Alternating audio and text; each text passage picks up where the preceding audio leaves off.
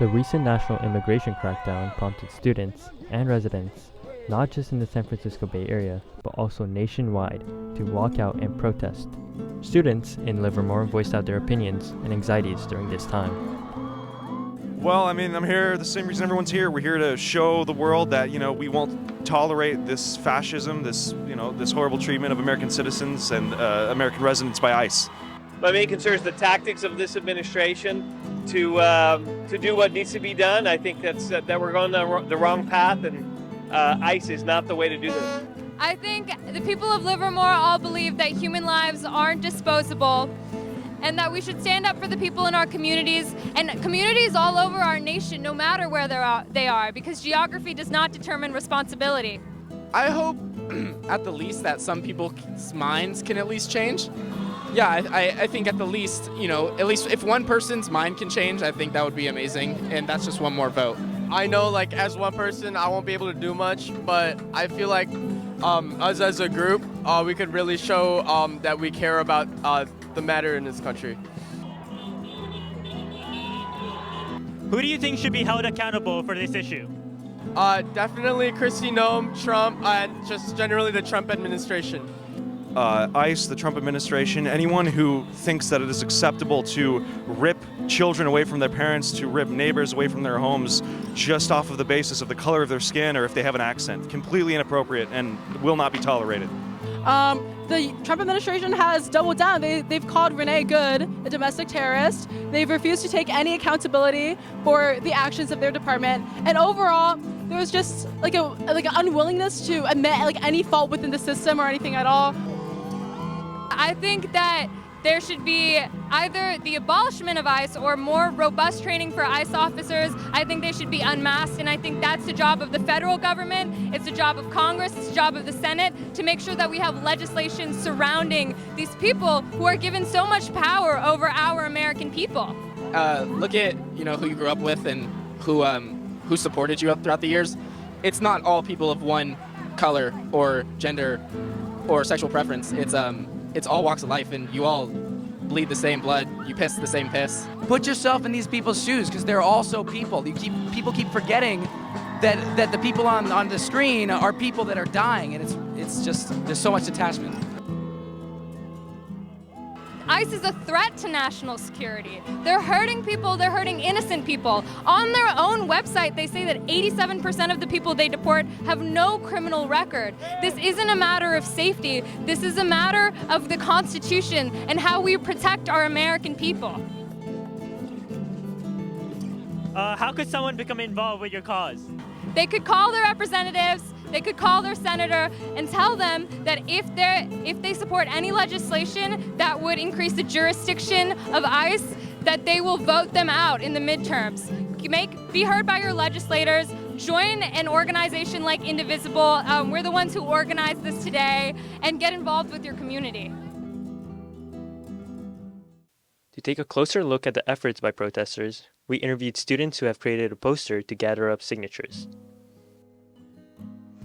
We know that there were a lot of people that wouldn't go to the protest because either they aren't able to or they're too timid to, and we decided to make them kind of part of our message. Well, we were just hoping to kind of gather a community of people. Obviously a lot of people have a stance on this. We gathered from 110 to 125 signatures on this poster. I know I personally feel more empowered, more like I have a say.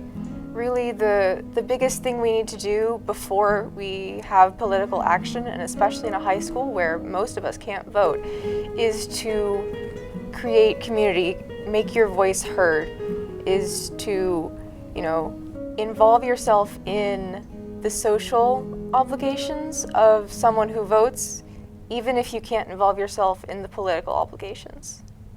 Despite these crackdowns, the diverse identity of the Bay Area continued to be showcased through events like the Chinese New Year Festival in Oakland, Chinatown. Anxieties raised by recent events have persisted on through these celebrations. ICE is kidnapping people, deporting them. ICE is even kidnapping indigenous people who literally this is their land that they have a right to, and this is their country. I think that it's important to have these spaces that are safe for community members. With the increase of violence against immigrant communities, there's a large sense of fear of people like going outside, talking to other people, and a lot of people are becoming more insulated because they need to protect themselves, especially with like in Chinatown, a large immigrant population. And so it's important to have these events where it's catered to that community and and prioritizes the safety of that community while having these large events and getting them out into the streets and being able to still have a sense of joy and community while being protected. Yeah, you know, this event, there's nothing about ICE anywhere. You know, I don't think they're really highlighting anything regarding, you know, the brutalization of immigrants, especially Asian immigrants. And especially, you know, with events like this, if you're not highlighting that, then you're not actually supporting the people that are being brutalized by it.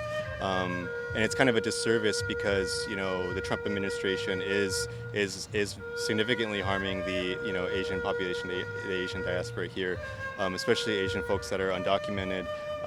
This administration doesn't care about them, and it's not like the previous administration cared about them either.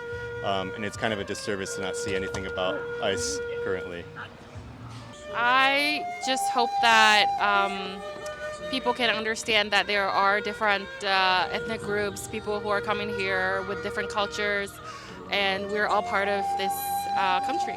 I think this is the identity of Bay Area. Like, you know, as you look around, it's like a melting pot here, celebrating Lunar New Year. You know, it brings everyone together, all ages, and it's amazing.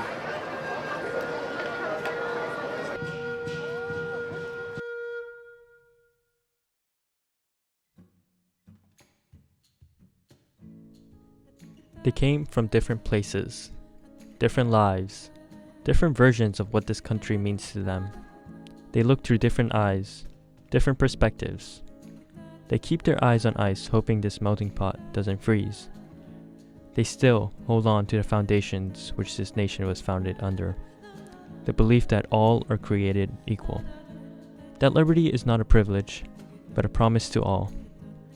These movements prove that the strength of this country is its people, every last one of them. If not for each other, then what is America?